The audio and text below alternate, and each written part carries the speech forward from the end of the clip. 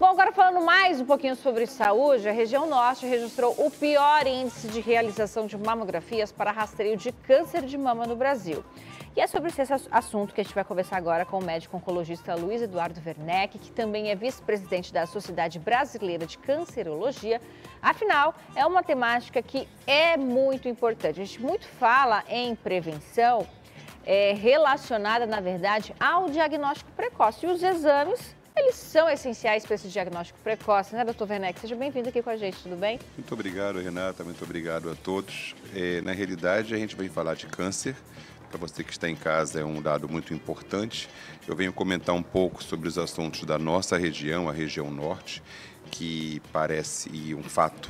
A gente vem com os piores índices de realização de diagnóstico precoce, o que vai impactar, a gente vai discorrer sobre isso durante o nosso encontro aqui, com relação ao tipo de tratamento e especialmente ao índice de cura. Isso é o que a gente quer tentar melhorar.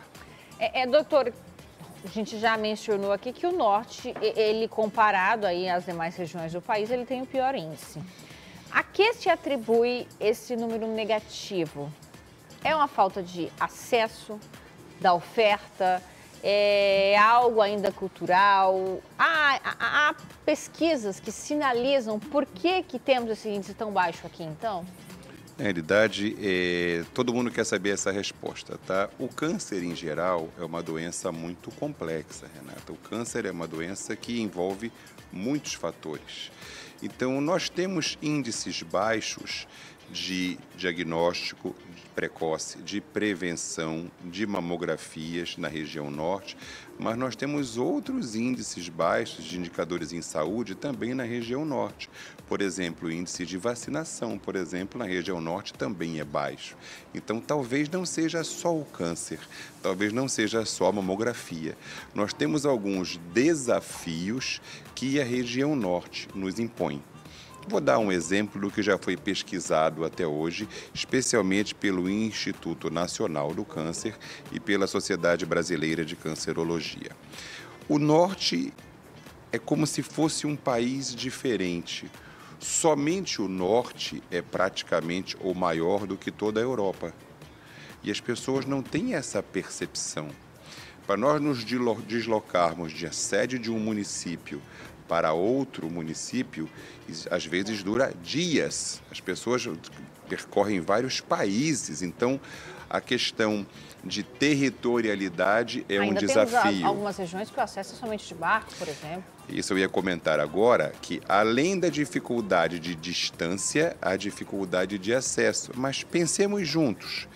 A população do sul e sudeste, ela vive mais em cidades. Ela está mais concentrada. Nós temos uma grande parte da população do norte que não está nos núcleos urbanos. Então, mesmo quando a gente fala de acesso, é feito um cálculo pelo Ministério da Saúde, por qualquer governo, para se colocar o que todo mundo quer saber.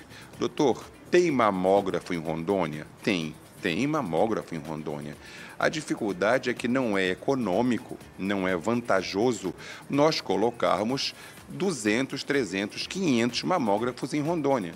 Isso não vai aumentar o número de exames e detecção precoce. Então, muitas vezes, não é somente uma questão de ter o serviço disponibilizado, porque quando a gente vai para os dados reais, a gente percebe que isso ocorre com outras questões também. O grande exemplo é a vacinação. Então, desafios da região norte: territorialidade, distância, meios de acesso e um desafio que é peculiar nosso, um fator também cultural. Isso ocorre no Brasil todo, porém, na região norte, as pessoas tendem a procurar mais o médico quando elas de fato se sentem doentes. A medicina preventiva, a medicina profilática na região norte, ou o diagnóstico precoce do tipo: vou ao médico, vai fazer o quê, João, no médico? Não, só para saber se eu estou bem. Isso já é muito mais raro aqui. As pessoas vão ao médico ou quando estão doentes, o que ainda seria bom. Mas o que eu encontro aqui é quando estão muito doentes. E aí é a nossa realidade que tem que ser modificada culturalmente. Já ouvi muito nas ruas aqui em Porto Velho, só interrompendo, doutor? Claro. Até vai fazer o que no médico? Vai procurar doença? E não é bem assim, né? Você me entende? Um dado para a pessoa que está em casa nos assistindo, numa linguagem bem simples, um câncer de mama que é diagnosticado de maneira inicial, ele tem 100% de cura. 100%. Seria o seguinte, todas as mulheres poderiam ficar curadas. O câncer de mama que nós diagnosticamos em Rondônia hoje, ele já está no estágio 3 ou no estágio 4, em que a cura cai de 100%, não cai para 80%, cai para 20%, cai para 30%.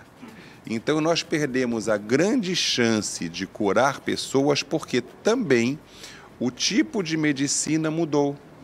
A medicina hoje ela é muito mais diagnóstica, ela é muito mais preventiva do que curativa. Numa próxima etapa, talvez a próxima geração, já vai fazer. A ideia, o que eu prego, é que o trabalho do médico deveria ser fazer com que as pessoas deixassem de ficar doentes e não de tratar pessoas doentes. Atenção primária, né? É mais ou menos isso em que todos os países vêm investindo. Porém, isso vai chegar, isso está chegando no norte, isso está chegando em Rondônia. O Pará tem bons índices, o Amapá tem bons índices, mas se você comparar, são regiões territoriais menores. O Amapá, se não me engano, tem 16 ou 17 municípios somente. O Pará tem 144.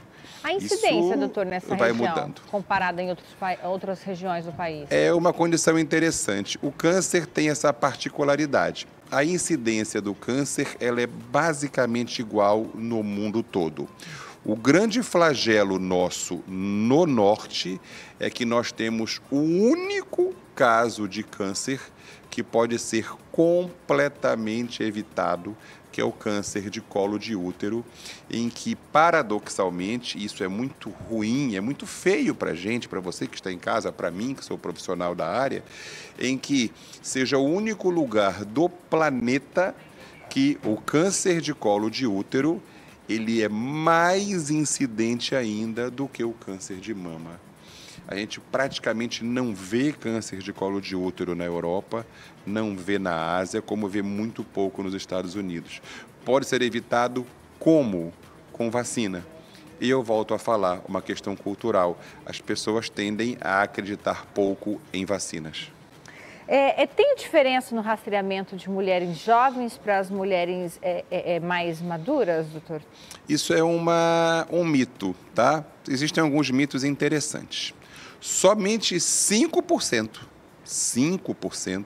de todos os cânceres de mama estão envolvidos com hereditariedade. Tá? Ou seja, são aqueles cânceres que a gente fala herdados, a mãe teve, a avó teve, a filha pode ter. 5%. O grande volume, 95%, tem a ver com o quê? Com a mudança no perfil de comportamento da mulher. Isso precisa ser entendido porque isso é uma condição básica de epidemiologia. O que ocorre? Temos cada vez mais pacientes jovens com câncer e não é um aumento pequeno. Há 15 anos atrás, o câncer em mulheres com menos de 50 anos respondia por 5,3% dos casos. Em 15 anos, já responde por 12%. Veja que não é porque é só 12, é que nós saímos de 5 para 12, mais do que dobrou. Então, nós temos muito mais casos em mulheres mais jovens. O câncer em mulher mais jovem, ele é mais agressivo, porque ele tende a ser do tipo triplo negativo. É um câncer mais difícil de curar e que tem mais chance de voltar. A gente chama de recidiva. Agora, por que isso acontece? Acontece pelo perfil comportamental. O câncer é uma doença que envolve alguns fatores, especialmente como a pessoa, o indivíduo, você de casa, eu, você, nos comportamos com o nosso ambiente. Estilo de vida também. Existiu um modelo, uma mudança de perfil profissional da mulher. a mulher adquiriu o mercado de trabalho, espaço, cargos de gerência, cargos de direção, cargos importantes como o seu que está aqui conversando comigo. O que ocorre? As mulheres deixaram para ter menos filhos, isso é um fato. Você de casa, a minha avó tinha 11 irmãos. Naturalmente, eu não tenho 11 irmãos e nem você. Segundo ponto, deixaram para ter filhos mais tarde, priorizar a carreira. Antes que eu seja cancelado, não que isso seja errado. Quero dizer que, em termos médicos, priorizar a carreira e deixar para ter gravidez mais tarde. Você acabou de falar sobre isso, inclusive, aqui da Cláudia Raia, tá? É um isso dilema para nós porque dela mulheres. não é a primeira gravidez, ela tem outros filhos. Mas a primeira gravidez, quanto mais tardia, aumenta o risco de desenvolver cânceres ginecológicos, mama, ovário e endométrio. Então, o tipo de comportamento que a mulher passou a adotar faz com que nós tenhamos mais casos de câncer. Então, vamos imaginar esta salada, a mulher mudou o seu perfil, a mulher agora ela tem todas as atividades e responsabilidades do homem, a mulher ela não faz a mamografia porque ela está ocupada com trabalho, que deve ser anual para mulheres acima de 50 anos. A gente vem discutindo se muda esse perfil de idade. Para o Brasil ainda não é economicamente viável rastreamento anual abaixo de 50 anos, exceto em populações selecionadas. Casos na família, mulheres sem filhos e esse tipo de pacientes. Tudo isso foi modificado, a mulher não faz o exame, a mulher não vai no médico porque ela não pode faltar ao trabalho, a mulher não tem filho, a mulher não tem lazer, a mulher dorme menos, come mal e não pratica atividade física.